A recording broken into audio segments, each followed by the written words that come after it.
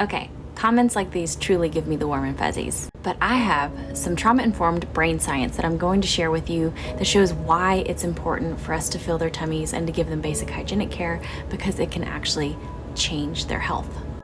So by giving kids food and taking care of these basic needs that they might not be able to access on their own, we are actually reducing so much stress from them.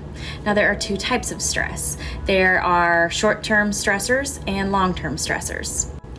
A short-term stressor is going to be something like getting in a fight, or being yelled at by a grown-up, or being in a huge disagreement with your friends that might end up in a yelling match. A long-term stressor is going to be something like food insecurity, a constant lack of basic needs, or living in a constant state of toxic stress. When you're exposed to high levels of stress, your body releases the stress hormone cortisol, and it affects people differently. But if it's constant, it can have very long-term consequences. So I want you to think about plants and animals that are on a long-term quest for survival. Over the years, they adapt and they change because they're trying to survive. Well, guess what? When children are exposed to such high levels of that stress hormone cortisol, their bodies can genetically change because they are trying to adapt and survive.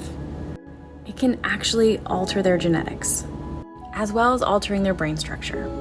They could have an impaired memory, they could have a lack of mood control, they could have anxiety. And so at least when they're at school, providing items for them takes away some of that stress. And as far as that food insecurity goes, or those basic needs, that's something they don't have to stress about anymore. I can't do anything about what happens at home. But while they're here, the science behind it tells me that relieving some of their stress is good for them.